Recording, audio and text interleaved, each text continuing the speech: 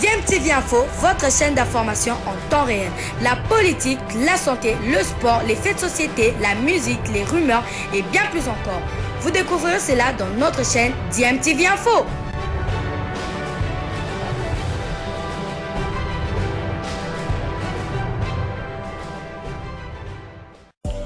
Vous êtes sur DMTV, bonjour ou bonsoir, tout dépend de l'heure à laquelle vous nous suivez. Tout plaisir est pour nous de vous retrouver, mais surtout de savoir que vous êtes nombreux en train de suivre votre chaîne YouTube DMTV. DMTV qui vous propose l'actualité, vous propose également des analyses et des réflexions sur des sujets d'actualité, sur des faits sociaux, tout simplement sur des réalités que nous observons ici chez nous en République démocratique du Congo.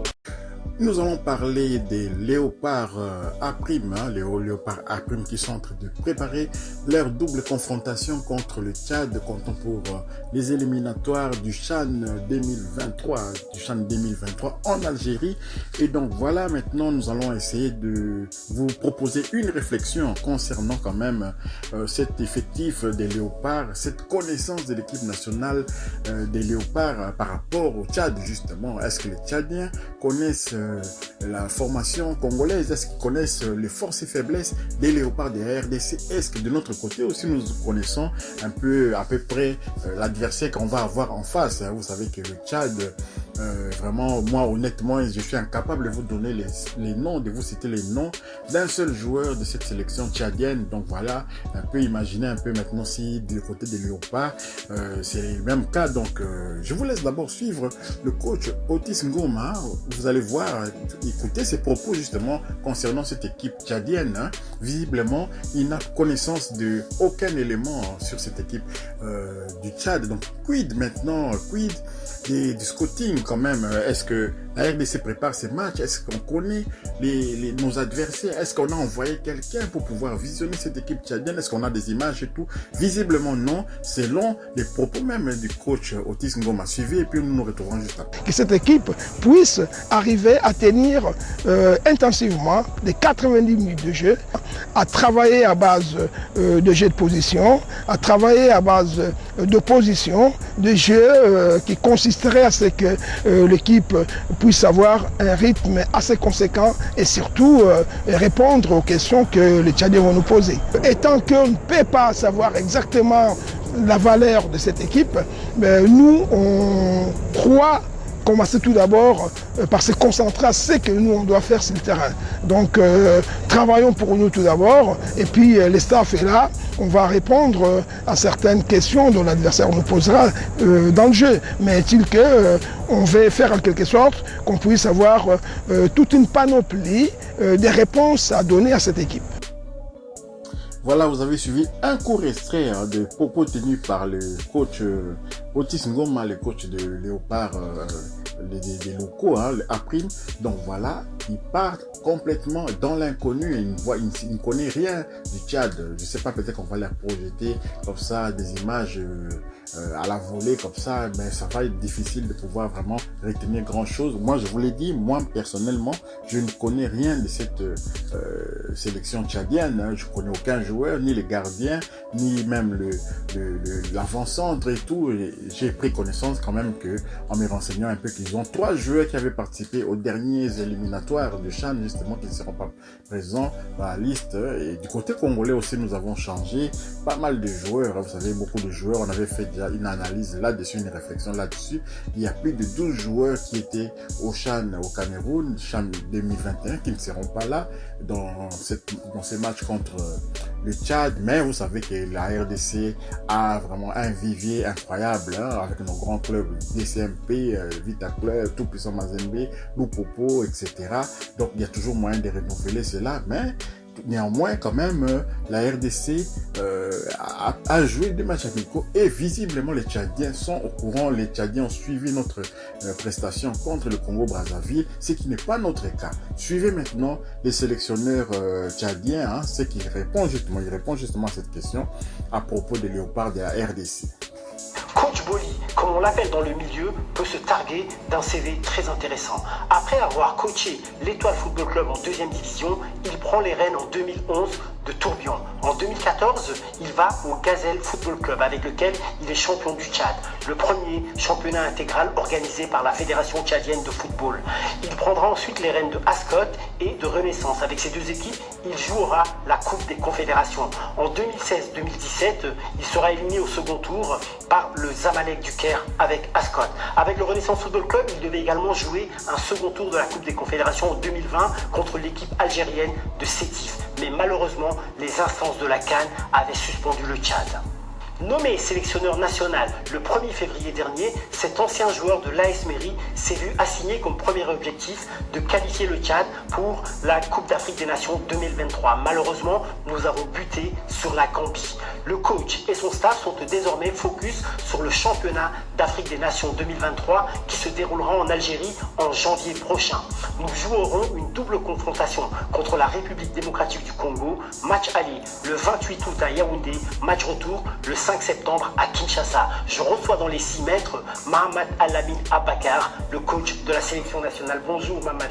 Bonjour monsieur. Comment allez-vous?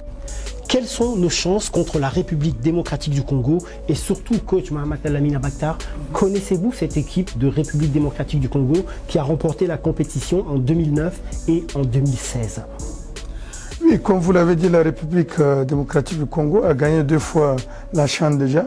Et je voudrais vous dire, c'est pas la même équipe qui a gagné la CHAN parce que Mais il y a l'expérience. Il y a l'expérience, vraiment, ça compte aussi dans le groupe. Donc il faut reconnaître aussi qu'ils ont beaucoup de joueurs qui jouent dans Vital Club ou qui jouent déjà dans tout puissant Mazembe. Donc je pense l'effectif, c'est le meilleur de ce club qui se retrouve dans cette équipe de la RDC. Donc pour nos chances, je pense que la chance, nous avons aussi notre chance à jouer contre cette équipe parce que nous avons aussi, c'est nos joueurs locaux qui jouent, c'est des joueurs qui se connaissent déjà, qui ont un certain automatisme entre eux. Donc notre chance, nous l'avons et nous l'allons gagner aussi au terrain, tout comme eux, leur chance au terrain. Donc personne ne peut prédire avant la bataille que je pourrais gagner. Moi, la chance par rapport au travail que vous faites, par rapport à la stratégie que vous mettiez en place, c'est ce qui va attirer la chance vers vous. Mais pour parler de manière triviale, c'est du 50-50 ou bien du 70-30 en faveur des Congolais? Bon, pour le moi, je dis 50-50. Pourquoi pas? Parce que j'ai vu l'équipe jouer. Ils ont joué déjà 2 matchs amicaux. Donc, avec le Congo, j'ai vu le match où ils ont fait un match nul. Et le dernier match, ils ont gagné. Donc, ils sont en train de tourner aussi leur effectif. Donc, ils se cherchent pour poser une équipe comme il se doit. On les fait aussi la même chose. Donc, la chance, toujours, c'est 50-50 pour nous.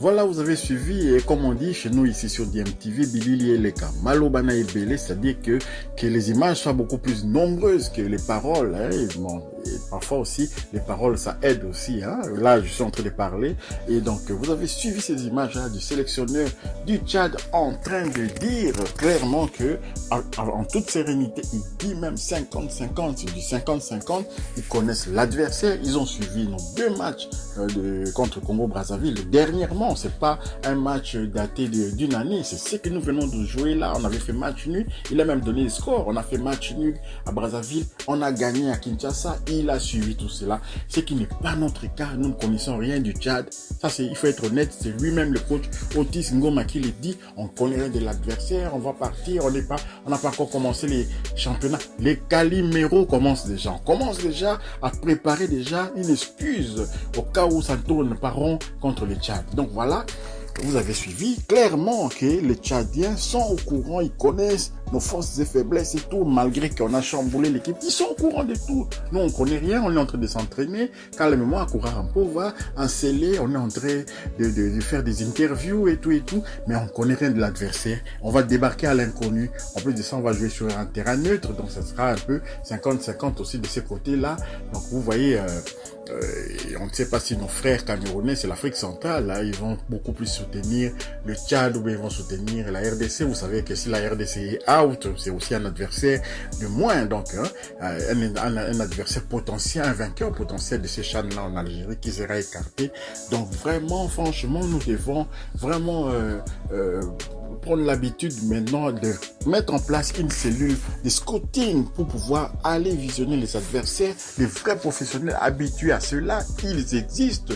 Et donc la RDC, la FECOFA devrait aussi mettre cela sur la table, même dans nos les états généraux du sport qui seront organisés à Mboué la Lodge tout prochainement. On devrait aussi tenir compte de cela, la connaissance de nos adversaires, tout ce qui tourne dans la préparation d'une rencontre, d'une compétition. En RDC, vraiment, nous sommes en retard de ce point de vue-là. Donc voilà, ce qu'on voulait partager avec vous, cette petite réflexion, hein, mais ce n'est pas encore trop tard, hein, qu'on puisse vraiment mettre en place pour les prochaines échéances. Hein. Souvent, on se plaint que nous choisissons souvent des coachs européens pour prendre la tête de nos sélections, mais ces coachs européens viennent avec des moyens modernes, ce qui n'est pas toujours notre cas. C'est toujours, il n'y a pas le budget pour ça, alors que c'est simple, on avait tout le temps, on a même notre ambassade au Tchad, on pourrait se renseigner, quelles sont les forces, vous suivez quand même le championnat tchadien là-bas, est-ce que vous connaissez les joueurs, est-ce que vous pouvez nous faire, il y a moyen de collaborer, mais nous ne les faisons pas, on est là sur nos acquis, on insiste plus pour les décaissements de l'argent, les décaissements, il n'y a que ça qui intéresse les gens, et les gens qui veulent prendre des postes, qui veulent devenir des sélectionneurs, qui veulent devenir des membres du staff technique, rien que pour l'argent, mais concrètement faire le travail. On ne veut pas qu'il y ait des gens qui viennent faire du tourisme au sein de l'équipe nationale de la RDC. Si vous avez aimé quand même cette réflexion, merci de partager un peu autour de vous. Et aussi, ceux qui ne sont pas encore abonnés à DMTV, abonnez-vous très rapidement. Hein. Activez la petite cloche des notifications aussi afin de ne pas manquer les prochaines vidéos que nous allons mettre en ligne. Hein. DMTV vous souhaite une bonne journée ou bien une bonne soirée. Cela dépend de l'endroit où vous vous trouvez. Au revoir.